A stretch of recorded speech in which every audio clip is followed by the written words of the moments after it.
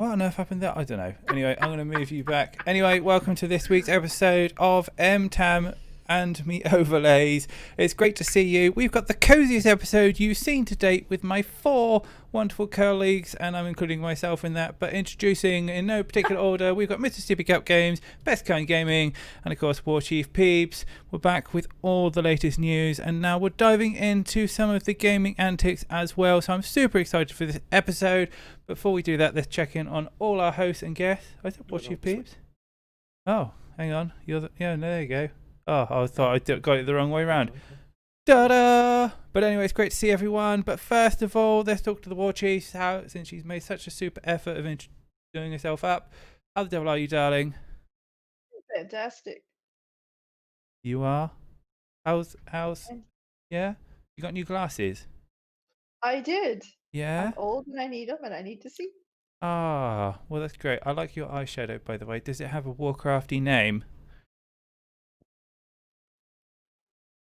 Make one up, so like for the Alliance. I'm trying. Like no. Ironic green, I don't know. There we go. Excellent. Blood. Yeah.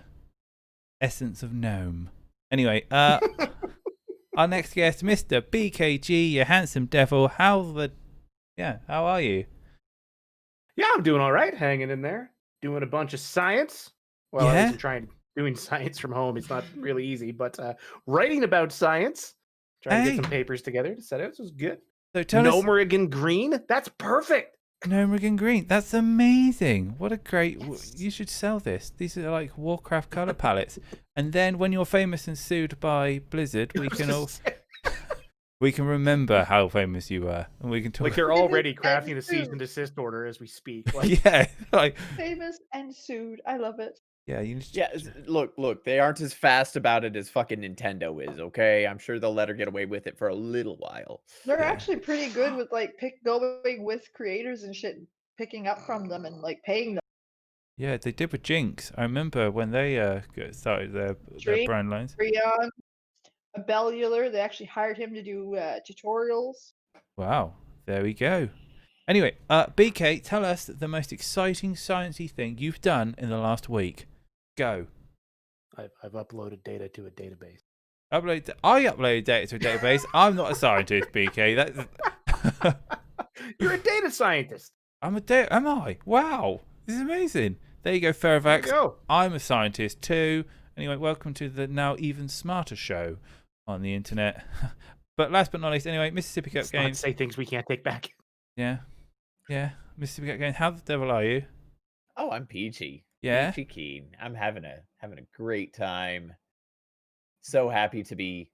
I'm so happy to be here, and I'm super happy about all of the cool content that we've been working on this week, because we've been working on a lot of fucking cool content.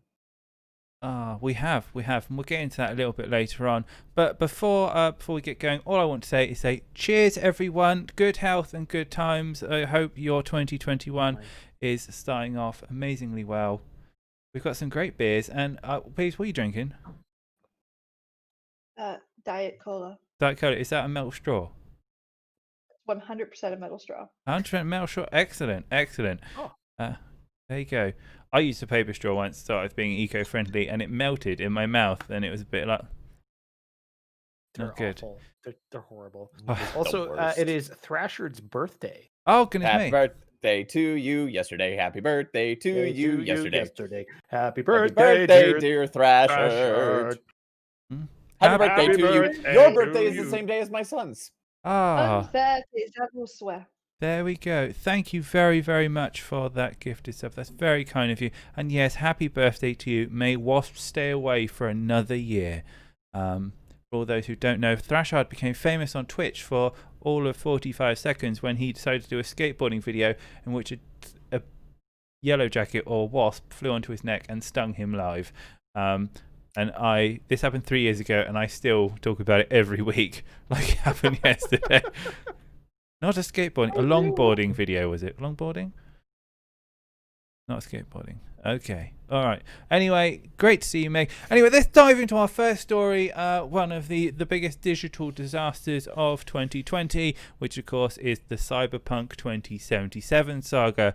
So overall, you have a look at the sales, which did amazingly well, sold 13 million copies. However, due to some unfortunate oversight and a terrible next-gen release, it got revoked by the Sony from their platform and led to, I believe, an 80% drop rate in playability on the Steam platform. So Bloomberg reported that 5 days after the game's launch, CD Projekt founders had lost an estimated $1 billion. The developer was founded by Mark Hawinski and Michael Kininski. I'm sorry I butchered that. But they left the company in 2013. We reported that a mere 3 days after the game's launch, CD Projekt's stock value dropped 29%. According to the Business Insider, shares closed at €98 a share on December 4th and closed €60 on December 30th. So that 30% of their stock value dropped within 1 month. So for the we have one expert in here who has played it, and we have watched a few playthroughs. So first of all, with having played the game, BK, and experienced all those bugs, do you feel that it deserved the harsh criticism that it got? Yep. Very hands succinct. down, easily 100%. It absolutely deserved the lambasting it got, in my opinion. I don't like to punish. I said this earlier, but on our kind of pre-show, like I don't like to punish the devs on this one for the poor decisions of a company and their CEOs. It just, the company built so much hype around the game, then had it, thank you, Fairfax, then had it pushed back, and had this great big delivery setup, and then it just, like, it was, if it looked this bad now, and it was supposed to release last April, could you imagine the mess it must have been in? And I had read, too, that they've been talking about this game for 8 years, and it only actually went into development in, like, 2016. Yeah. So there was just, it was poor decision after poor decision after poor decision, and I feel terrible for CD Projekt Red because they were riding on the backs of their own success with Witcher 3, and there was a lot of expectations there, and then it was just a series of bad decisions. So yeah, I think we need to come down hard on companies that push this hype and then release bullshit just for the sake of money. Like, it's time to go back to the basics of making a game for the sake of making a game good and fun, not for impressing investors and shareholders. So you got me all wired, you got me all riled. Now I need a beer. I'll be right back. So There the one thing that I find positive in this story is that who lost the money? Founders lost the money, not the devs. So long as they don't start firing the devs because of bad leadership, and the fault of the bad leadership falls on the leadership, and the people who have to suffer for the bad leadership is the leadership, cool. If they start firing the lowest people on the totem pole so that they can continue to make profit, which is something that's done often by other dev studios, cough EA, then fuck them. And you are no longer like the golden child of the AAA industry that every gamer is like, oh, but CDPR is so good to all of their. If you start fucking with your lowest tier so you can still be profiteering, then you're just as bad as everybody else, and you've lost all goodwill. Couple things on the business side. They're sitting at €55 now, so quite the drop. Still dropping. And like it or not, this is going to be considered a financial failure. And shareholders are not going to sit there and count another loss. The next game that comes out of there is going to be a financial success. Will it be great? That's a different story. But it will be a financial success, or they'll start cutting hard. Yeah. No company is going to make a video game at a loss. Yeah, well, I mean, I mean, we're talking about share loss here. I was just trying to find it out earlier. I still think they've made money on this. Like the game to produce cost 1.2 billion zloty, which is approximately 313 million. So it is one of the most expensive games that have ever been created. However, I say they've lost 1 billion, right, which is a huge amount of money, which is a third of their profit, right?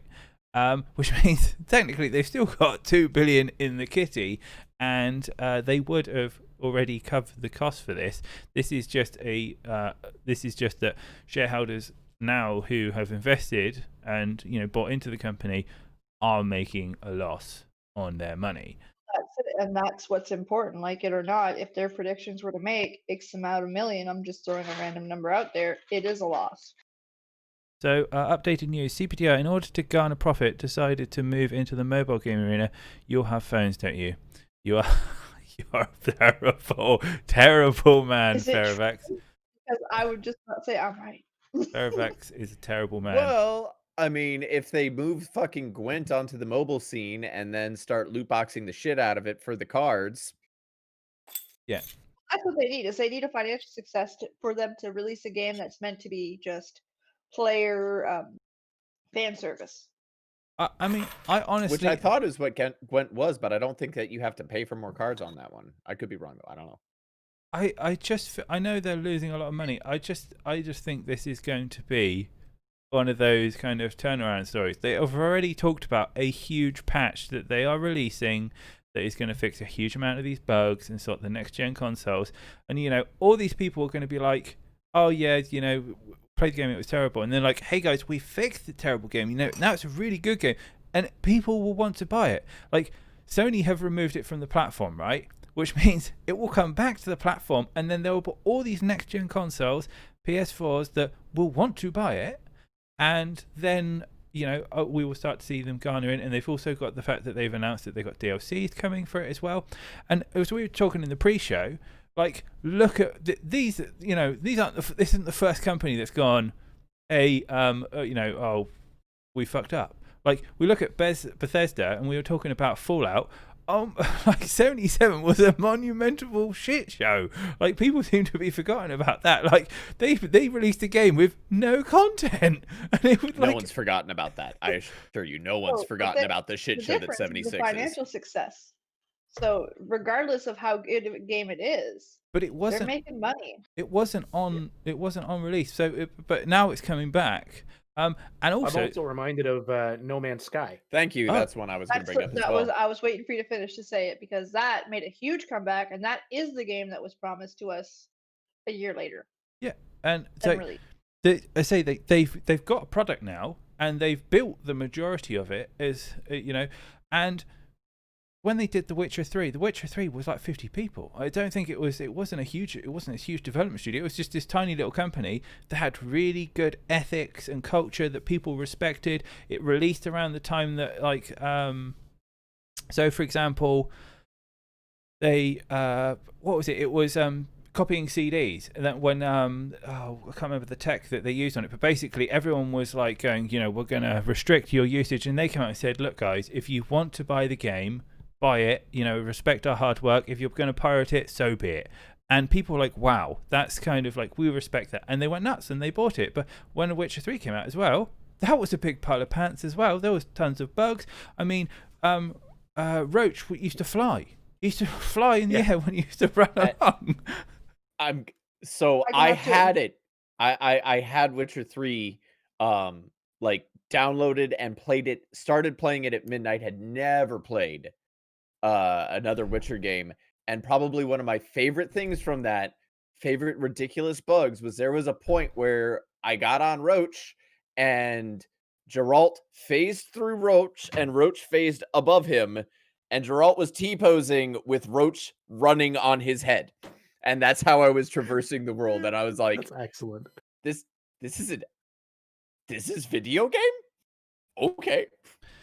I bought Witcher 3 later on sale and fell in love with it, fell in love with the story. I really can't speak for the bugs, but Geralt I can speak about all day.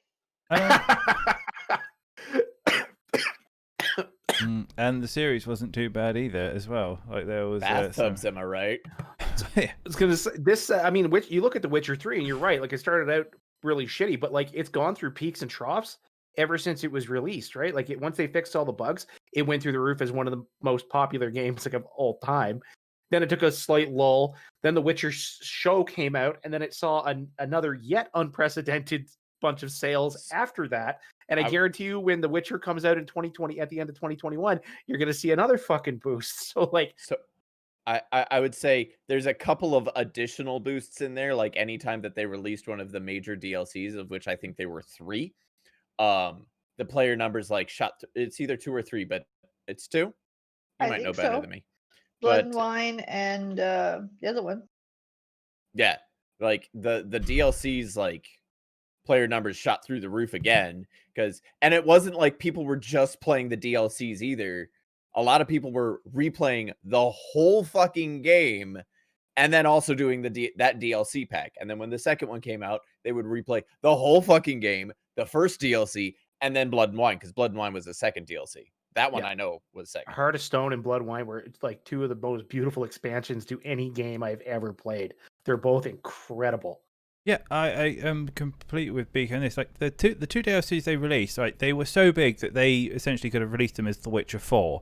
I believe Blood and Wine was 2/3 the size of the original campaign, which kind of like these were the DLCs that you expect, not just a little sample. Best expansion to game I've played, Brood War. Ooh. Frozen Throne is right behind it as well. I'm just gonna throw that one in the mix there. But Wrath of the Lich King. Ooh, yeah. Ooh. That's an argument. We could talk about best DLCs ever released on another episode. To be honest, On an argument, I fucking loved Cataclysm. Oh, there we go. Okay, Pandaria.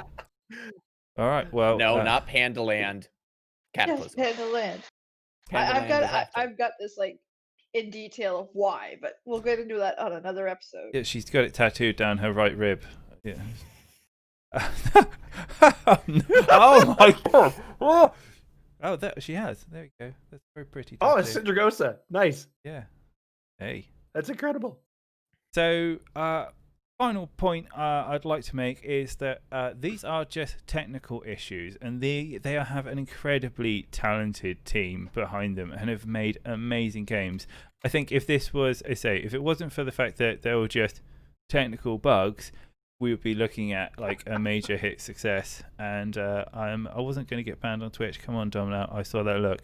Well, I'm just saying, when someone starts doing the seductive shoulder kind of peel, there's usually only one. Yeah, not the belly peel. There's always something nerdy behind it. Yeah, there you go. But really looking forward to that. I can tell you, for those who are still in the Cyberpunk camp, that patch 1.1 has been released and we'll shortly see 1.2. The major patch was to fix a load of mainly stability and bug issues. And then you should be seeing some quality of life and safe corruptions with 1.2. So if you're around next week, let us know how you got on with it. But we're going to move on, a bit of a fluff piece. So I've got a question for you all. If you were to have a button that did anything on your desk, what would you have and why? You got I mean, I can say mine again. You can. Okay, it's the one that I said in the pre-show. Money. It's just printing money because I'm tired of being broke. Yep. Fuck everybody. Well, no, the money that it's printing is specifically being taken from Jeff Bezos or Elon Musk. It's just emptying those 2 accounts, and I could press this button for years, and they wouldn't even fucking notice. I don't think you could press it fast enough to actually drain their accounts. I think it would have to be a pretty big lump to do it on the stuff. BK, what would your magic button do? I mean, money is the easy one, isn't it? Because like I'm sitting here thinking about how could I have a button that would help my science career? Well, I do need grants. Grant button. Shit. Something better, something good. I don't know. Fried chicken. Fried chicken. A fried chicken button. Okay. At my beck and call. Okay, and last but not least, Peeps, what would your magic button do? Starbucks iced coffee, extra pump of sweetener with soy. Okay. It's a very specific button. Okay, well that's absolutely brilliant because the reason why I'm asking you this because, as you know, the new president has stepped in, and one of his first moves was to remove Trump's Diet Coke button, which I had to read twice because I didn't think it would think so. On the desk there was a little button that if he pressed, someone would come in through the side window and deliver a Diet Coke, and that has now gone under the Joe Biden administration. You're kidding. He had a button to deliver Yeah. Diet Coke. A button to deliver Diet Coke. It did. Yeah. The Yep, face that was- on him. That was really a thing. 75 million of you voted for this asshole. Don't look at me. Yeah. So so. yeah, Newton Dunn, he reported President Biden has removed the Diet Coke button. When Shippers Unbound and I interviewed Donald Trump in 2019, we were fascinated by what the little red button did. Eventually, Trump pressed it, and a butler swiftly brought in a Diet Coke on a silver platter.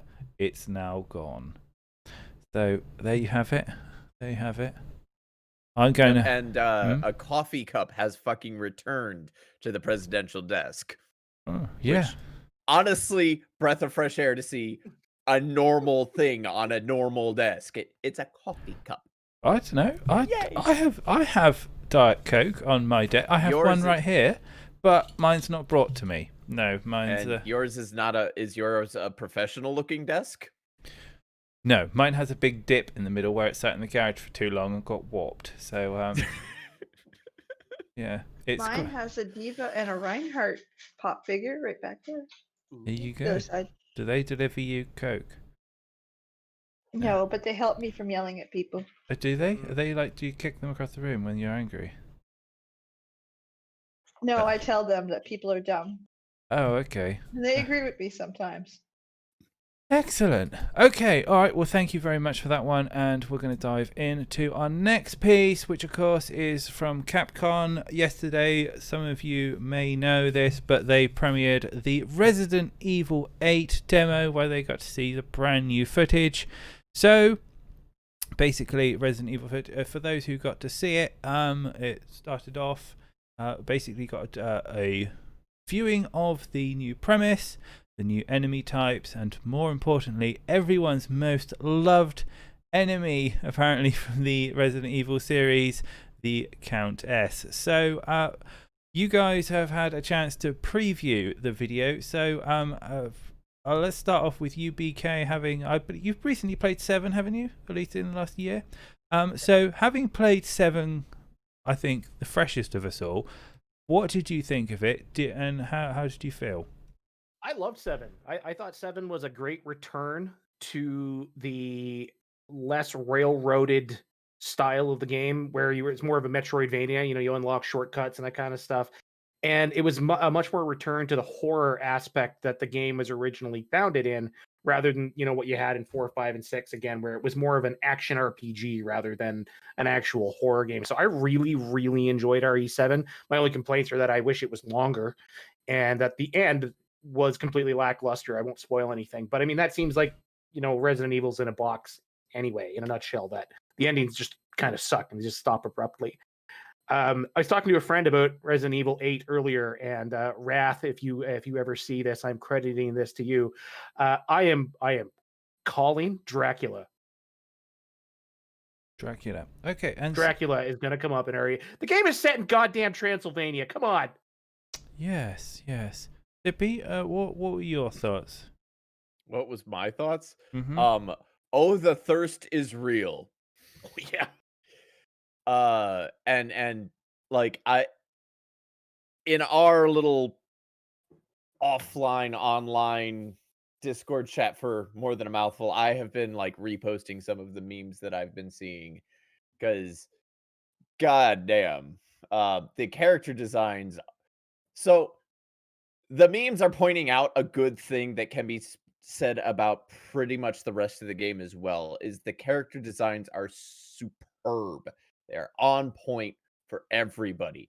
Everybody is focusing on the tall lady because she's stacked, and like the emo goth chick that stabs you in the leg at an earlier portion because, well, it's a hot emo goth chick who stabs you in the leg.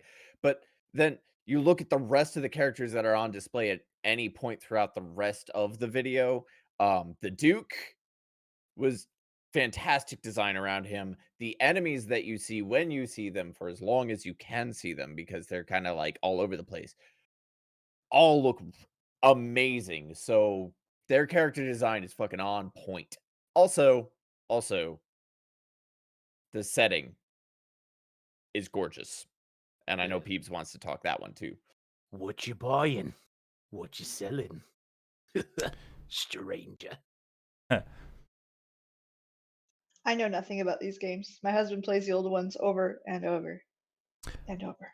Okay, you don't play the games, but as someone who's not a fan of the series and you saw the setting, did it draw you in? What was your initial Stunning. impressions? Stunning. Beautiful. The wood looked polished, varnished, redone. You walked up those stairs, they looked like real stairs. I felt like I was walking up those stairs. Dude put his hands up, they looked like hands. Yeah. And the women look such, and I don't know the characters at all, but man, the women, especially the white one,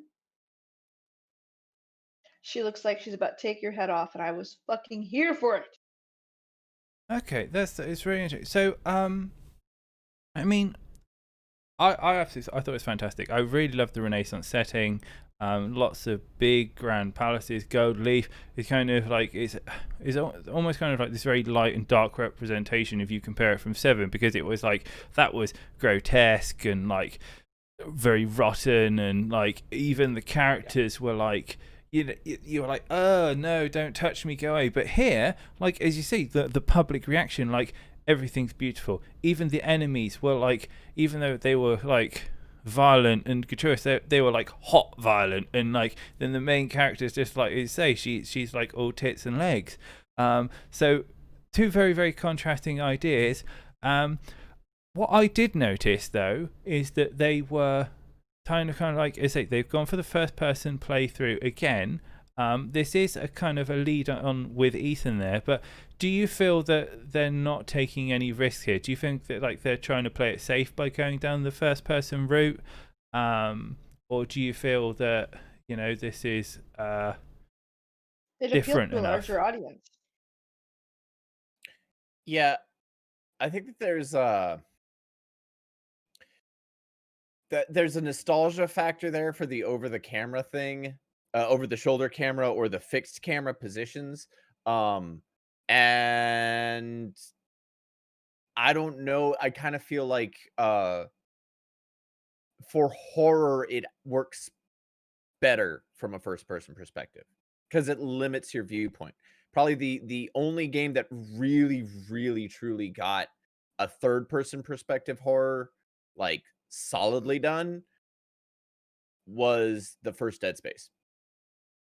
Like that shit was terrifying for more than just like cheap jump scares, which let's be real, the old school Resi stuff with the fixed camera or the over the shoulder third person camera was only really scary because of cheap jump scares and unkillable bosses. That was the only scary shit about it. But limiting your view does so much to really just engross you into the setting and make you more frightened about what's around the next corner because you can't just like camera peek it. You have to dedicate yourself to looking around that corner and getting the shit scared out of you. It's beautiful. Yep. I love it. Okay. Yeah, I think 7 did a great job. So Dom, sorry, go ahead. no, carry on. You. No, I was just saying, I think you nailed it with like RE7 being the like grotesque. You don't touch me. This feels creepy, like something's crawling on your skin. Whereas the 8 is more of a beautiful, more cerebral kind of horror. Yeah, but seduction is scary. Yeah. Falling for your settings is scary. Falling in love with these characters that will rip you apart is scary. So I found it That's true. quite amusing that the way they portrayed these characters. So they are very sexualized, shall we say? They have very attractive traits about them. And about 2 weeks ago, Capcom released a statement going, "Hey guys, we felt that it's unfair to you streamers to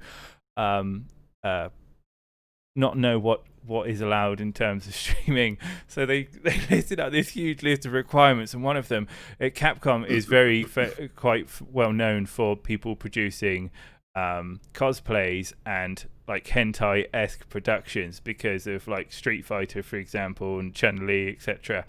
And the reason was like, no hentai, you're not allowed to do it, etc. And then they released these characters like with the biggest boobs and legs, literally.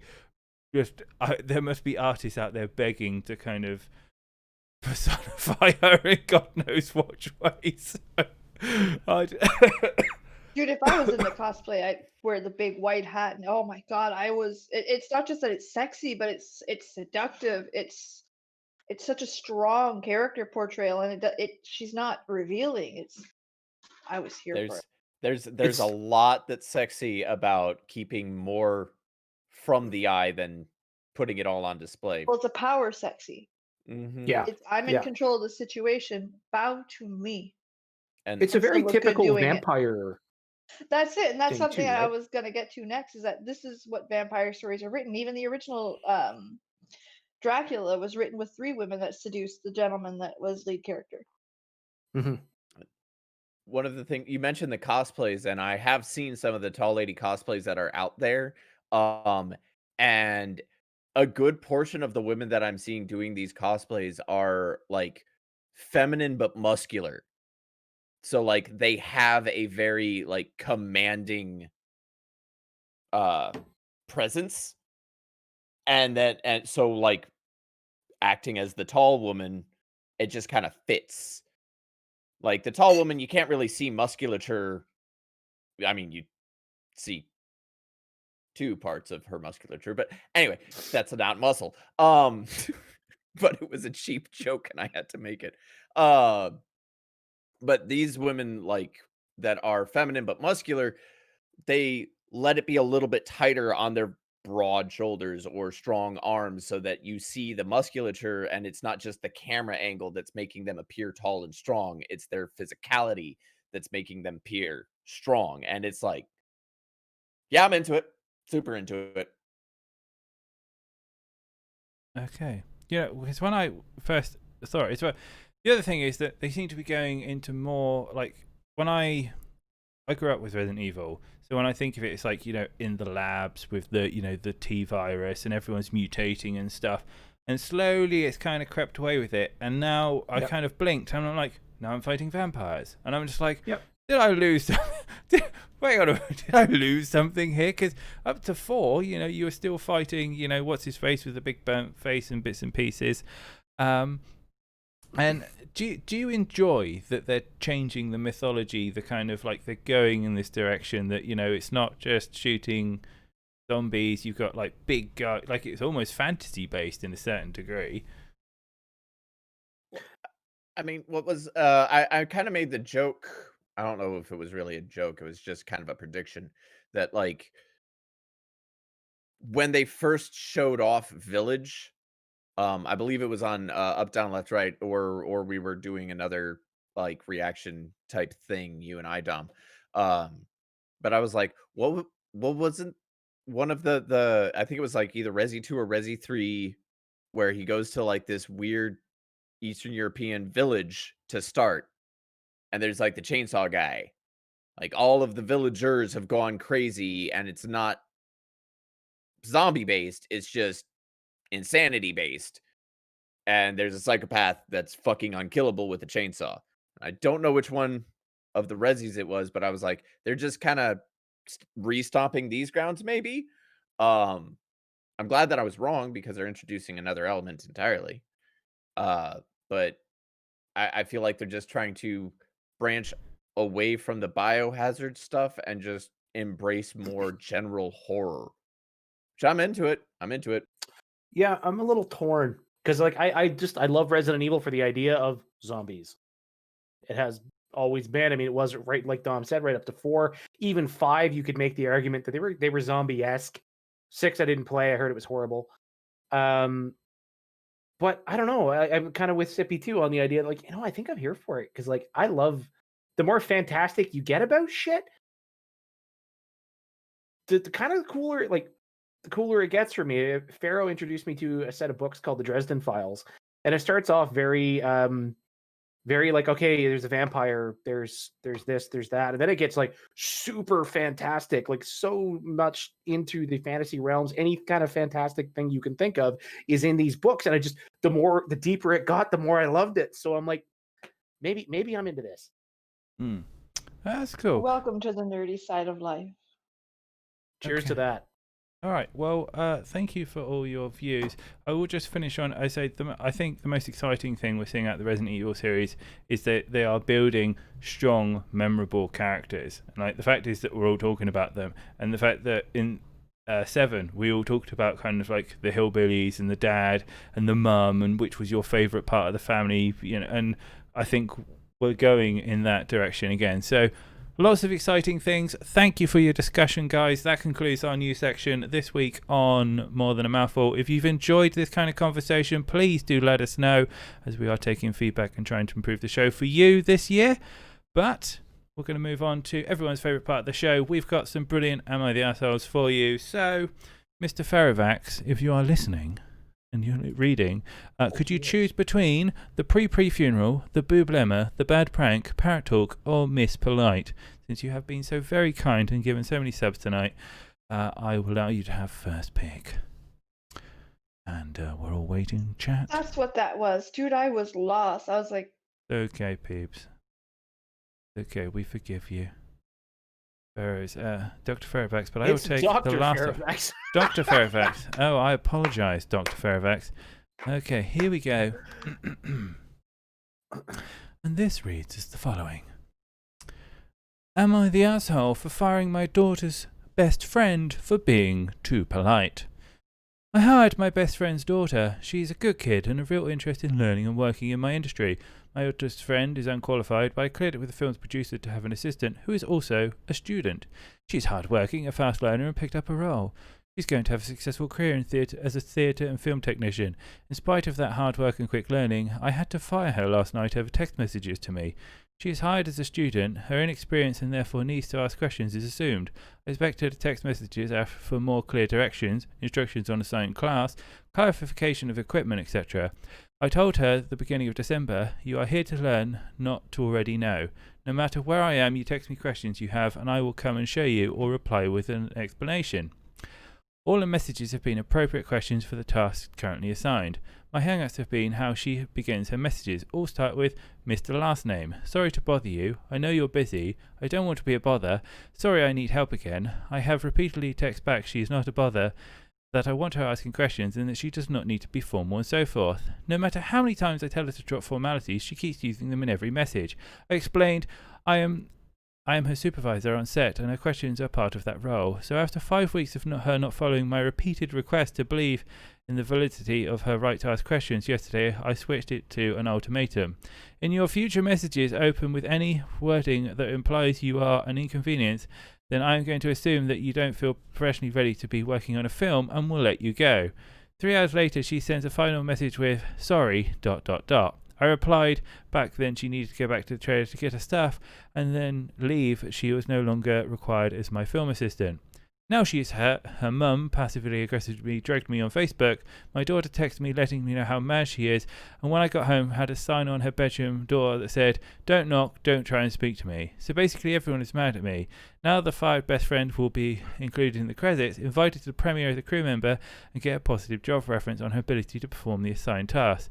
Also, she only lost 2 weeks of work. I have assured everyone that I'll give her another chance on a future gig when I feel she is ready to ask questions without qualifiers. Listening to and adapting your work behaviour to the preference of your supervisor is a real-world priority, so I think her future career... So I think I did her future career a favour teaching her that lesson. But am I the asshole? Peebs, go ahead. He's right and he's wrong. As you Okay. get older and as you get into the business or in a business field, starting your sentence was, I'm not quite sure. Could you? That is not how you move ahead in the business field. You are going to sit where you're at.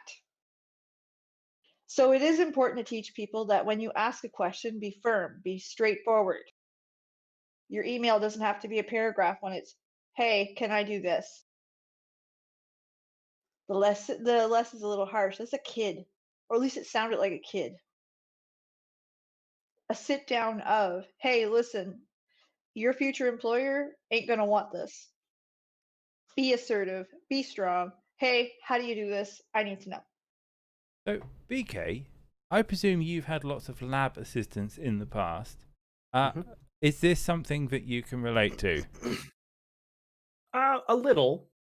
I tend to agree completely with Peeves. Like I would just have that. I have people come in and be like, "Excuse me, Dr. BK, I don't mean to bug you." I'm like, dear God, call me BK. Stop that.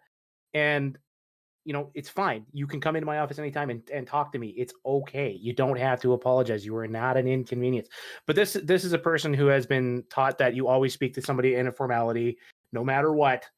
Which is bullshit. Somebody tells you to stop calling them that, so you stop calling them that. I always default to Dr. Whoever until they say, "Dear God, man, would you stop calling me that?" Yeah, I tend to agree. It's a bad habit to get into, but as the direct supervisor or boss of the individual, I think it is your responsibility, especially when it's a young person who's just new, to really teach them the ropes and say, like, look, you don't have to do this. Firing them is not going to help them. It's just going to make them feel worse. Correct me if I'm wrong, though, but the writer attempted. But it sounds like through a text message. Like, it didn't sound like he ever sat her down and said, like, look, this is not how this works, right? Or this is why this is not how it works. When you come off like that, you come off as unsure. You come off as inexperienced. Have a firm question. You are valid as an employee. Okay, and Zippy, have you got any final notes to add to this? Not really. I believe that these two covered pretty much everything that I would have said.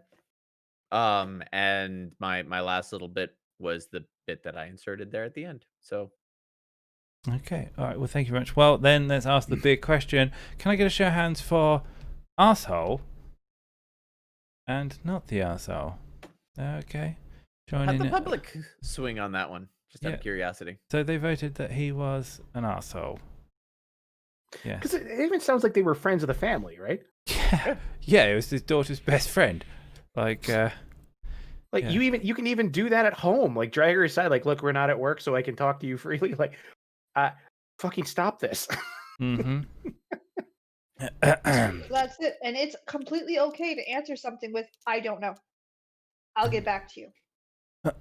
Okay. I remember That's not saying that you're dumb. That's not saying, well, I'm not really sure. No, I don't know. I'll get back to you.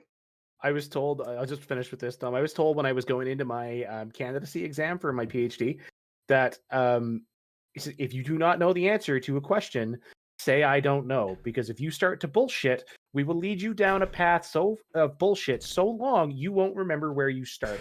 So, so funny you mention that. We have the same rule in development because we have questions that basically are unanswerable. And they are a little bit kind of gotchas because the idea is that people go, oh, I don't know. And then the following question is, well, how would you go about solving it if you don't know it then? And that's what we want to know. But we've had some really, really good corkers of an answer. And it's just like, oh, no. You are so full of shit. Get out. Oh, man. But I mean, I understand where people are coming from. Okay. My favorite sentence on a call is, we'll take this offline. That's code for I don't fucking know. Yeah. So, BK, you big handsome bastard. Let's dive on in. You've got a choice between the pre-funeral, the boob lemma, the bad prank, or parrot talk. I mean, I think I have to go with boob lemma. I mean, come on. All right, the boob lemma it is. Let's dive in. That's Dr. BK. Okay.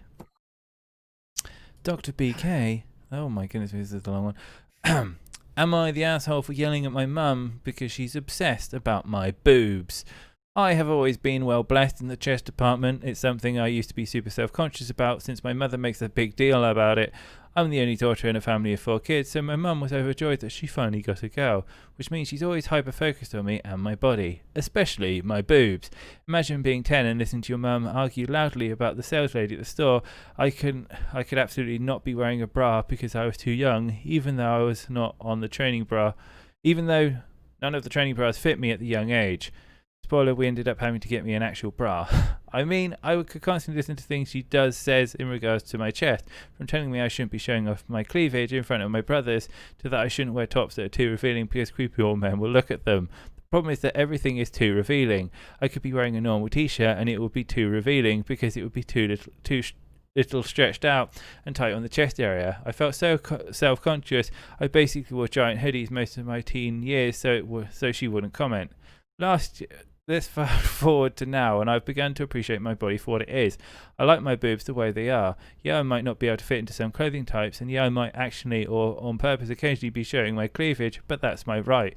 And being away from my mum at college for the last few years was super helpful to get the negativity away. But being back home during COVID for my last semester has been rough, especially after my mum and dad gave me a graduation of 5k, which my dad suggested I put towards a car. My mum suggested I put towards breast reduction. I was stunned, and frankly so was my dad. She got super defensive and launched into a rant of how I need to do this so I don't look like a tramp all the time, and I never find a good man if they're all interested in my boobs. I was furious and let all my pent-up rage from the last 10 years out on her and told her she needed to stop being so obsessed with my boobs and what I'm going to do with them. Even if I want to look like a tramp. She broke down crying and left the house and hasn't been back in hours. My dad agrees that what she says is always uncalled for, but my response was equally uncalled for, and now I feel incredibly guilty. Am I the asshole for yelling about her comments over my boobs? No. I think we should let the female open up with this one. I want to yell at her for yelling at her kid about her boobs. You feel angry for letting out your boobs. I have never been in this dilemma, or it's an odd one. It sounds like Mum has got a little bit of an insecurity personally. I had the opposite growing up. I was unblessed. So I got like a little bit teased from my mom because my mom was blessed. Okay. And I could wear shirts almost down to my belly button and there was no cleavage. Yeah. The second you grow any, I don't care what you wear. You can wear a t-shirt up to here, there's probably still cleavage. That's how they work. BK, you suddenly inherit a orphan or a daughter, and mum's nagging at her all the time. Do you think that's called for or uncalled for? Oh, completely uncalled for. I mean, there is a certain way, I guess, one should dress when they're in a workplace or what have you. But you know what? I'm not going to tell any woman how they should or shouldn't dress in the workplace. That's not my fucking place. So I'm not going to do that. But man, fuck it. However you're comfortable. You shouldn't be showing cleavage in front of your brothers? What the fuck is that? Yeah, we've had some other ones like that. The best I think Emma has on this subject was someone got banned from a funeral because their sex addict cousin turned up and she was well endowed. I can imagine. I can't imagine a scenario where your father said, "Yeah, your dick's too big. How about chopping off a few inches?" Yeah, if Geek was here. It comes to just like everything else. You want a nose job? It's your nose. Mm. You want bigger boobies? Go get bigger boobies. It's your boobs. If you want a reduction, you're allowed to get it. After a certain size in Canada, you have the right to have it for free. Really? Due to back problems. Like it's quite you have to be quite blessed. Okay. And yeah, I guess like Pharaoh said, if there are physical problems and that's what her mother is getting on her about, like, look, man, your back is killing you. Maybe you should consider this. Well, that would be different. That's a whole other subject. But that's not what it sounds like that at all. It sounds more like, no daughter of mine's gonna look like a hussy. That's I would be the daughter that would wear it even lower, just because. Okay. Go, girl. Well, thank you very much. I noticed the guys did kind of like get their barge poles out and weren't, poking it. So well handled there, peeps. Okay, so can I get a show of hands for not the asshole?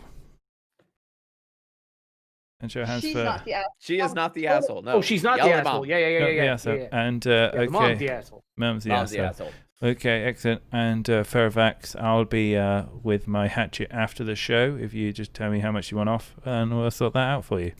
Okay, I think I went to work one day. Sorry, Dom, I'm going to tell this story quick. I went to work one day, and one of my coworkers says to me, I got an email that asked me if I wanted to cut 4 inches off my dick. What? Wow. Yeah, it said the subject of the email was make your dick 8 inches. Oh. Was it use? Oh man. Oh goodness me. Oh man. Away we go. Well, gonna final stay on this. That reminds me of a story. There was two Russian individuals, like good buddies. They decided to have a penis measuring contest. One of them obviously won, but the shorter one was so angry he got a hatchet and drove it through his friend's penis. Yeah, a big oops. So anyway, we got time for one more. I'm going to choose this one. This one is called Parrot Talk, and is the following. Am I the asshole for teaching a parrot to recite degrading things? I worked in a pet shop this summer and we had a parrot named Marco. The owner would leave him in front of his perch so customers would see him and they would want to come in. His wings were clipped so he couldn't fly away and he was trained well. He was also food and water tray next to him. Well, I started a little project of mine which I would teach Em to repeat things like a suggestive whistle sound followed by a phrase like, "Hey baby, why don't you take me home?" It worked great, and whenever I saw someone pass by the shop, they would laugh. Well, one day they were closing up and I was in the room. We kept Em and practicing with him. My co-worker said that it was very inappropriate and it was degrading to the women who would walk by. As far as I know, Em would say it to everyone and everyone thought it was funny. I didn't think it was an unreasonable thing to do and the owner permitted it and thought it was a hilarious method of free advertisement. I don't think I'm the asshole, but she was pretty cold to me for the rest of my working there after the incident. So, am I the asshole? So, if this is non-gender specific catcalling that the bird is doing, I'm here for it. It's a funny gag. If it is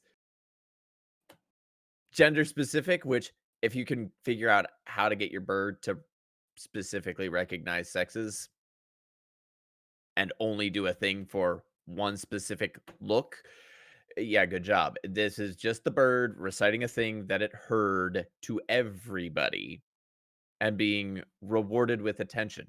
If it becomes an issue, then it's an issue. But at that point, it's just like one person is upset by it. And I'm not saying that them being upset is not valid. I'm saying that it's at this point is not degrading to anyone because it's degrading to everyone. Yeah, apparently to Ferrovax you can teach COVID to identify genders. I did not know that, but fantastic. You're the scientist. You're the Dr. Ferrovax. So, Corvid, there, Ravens. So Peebs, being the lady here. So, what's your general view on catcalling? And if a parrot decided to catcall you, would you be offended? Aggression. It's a microaggression. It is what it is. That is a stereotypical thing that's been done to women for 100, 200 years. Don't do it. So, You can teach the bird, "Hey, good looking," or not even. Just you look Hey, pretty, take you me look home. beautiful. Buy me. There's a lot of funnier stuff that you don't have to go to the. As that, trust me, we've all walked down the street and gotten it, and that icky feeling on the back of your neck. There are better jokes out there. okay, interesting perspective there. And BK, I like I said earlier, I don't have the right to tell anybody how they feel about how something comes off, right? So, is the guy in the story an asshole? I don't know. I don't think he's an asshole. at all. I don't think the other girl who for bringing it up is an asshole either. You're right. Let's I change think it. He was trying to do something nice, trying to do something funny. yeah, it And was just well intentioned, but yeah, it's from Yeah. a place of privilege. It's something he never had to deal with, so he precisely. probably never thought it was wrong. Bird Law is Hi, still in a literally. new. Literally me. Hi. Oh, sorry, Sippy. Did I not Huh? cast No, you? no, no. I was just saying that it's literally like never thought it was wrong because probably my argument, if Yeah. it's towards everybody, if it's degrading to everybody, then it's not degrading to anybody. But I also said that does not invalidate That- their Well, so individual. chances are he's not trying to be a jerk. He's not trying to be an asshole, and she who took it that way is not trying to be an asshole either. It's a matter of education. Hey, like that's not a joke, dude. We get it all the time. Like go outside to the construction workers. We're gonna get it again. Okay. All right. Well, thank you very much for all your input there. And that concludes this week's More Than a Mouthful. Thank you for joining us. It has been the coziest episode to date, but I have had a great time. And thank you to all my fellow co-hosts. We'll be back next week. But before we say our goodbyes, let's just do a round of what's everyone up to. So, Mississippi Cup, what's going on? Tell us all. So, if you've been following any of my other social media stuff, you will know that I'm doing various fitness things on all of my social medias. Over on Instagram and Facebook, I'm posting a video a day for the fitness challenge, the 30-day fitness challenge. So that's content, that right there. I'm hoping tomorrow I'll get a chance to play some West of Loathing over on my channel, but if I don't, I don't. Sunday is Sippy's First Drink, and on tap for that is Good Night Night, Shing, Terratopia, and Donut County. Excellent. And that's Sunday, 1 p.m. EST. Thank you very much. And Peeps, what's going on? You're muted. It's push to talk. I wasn't pushing. Same old, same old. Streaming Monday, Tuesday, Thursday on my Twitch channel, where Chief Peeps. Uploading a video on my YouTube channel and streaming on my YouTube channel on Wednesday. Excellent. Well, thank you very much to all of you. I've had a fantastic time tonight. It's really, really. Oh, BK, sorry. I don't know why I feel like you answered I'm in my right- head. Sorry, I'm BK. right here. I'm Is there sorry. a doctor in the house? No. Sorry, BK. Yeah, so streaming Tuesday, Thursday. Sea of Thieves is always on the menu here lately. I've been playing a little bit with another streamer, WrathXV. Also looking back into our randomizer, Super Metroid, Link to the Past randomizer, always on the table as well. Tuesday, Thursday, 6 p.m. Mountain Standard Time. And cooking stream coming up on January the 30th, where I'll teach you to make a lovely grape chicken with garlic mashed potatoes. Wait. What? We should have brought this up earlier. What? Grape chicken? Yep. You saute onions, garlic, and grapes with a little bit of white wine and some chicken, and you put some Okay. thyme on it, and it is Okay. fucking delicious. I'm glad you said white wine, because I was going to say you are basically boiling vinegar there, and so a bit of white wine will make. Oh, cool, excellent. Well, I should yes, check it Peeps, that is part of the process. out. So Actually, I don't. My wife makes this, and I don't think she makes it with wine, but I'm going to. And Okay. it actually is absolutely delicious with red grapes. It is so good. oh, there you go. So it's one of those little for the chicken, little for me, little for the chicken. Bingo. Hey, yeah. The last one I did on the channel was a lot of fun, and I had a lot of funny moments. So come tune in. Brilliant. Anyway, just to implore, do check out Sippy's First Drink on Sunday. It is a fantastic show. And my personal favourite, BK's Randomizer. I am the secret lover and lurker of that show. So do check it out.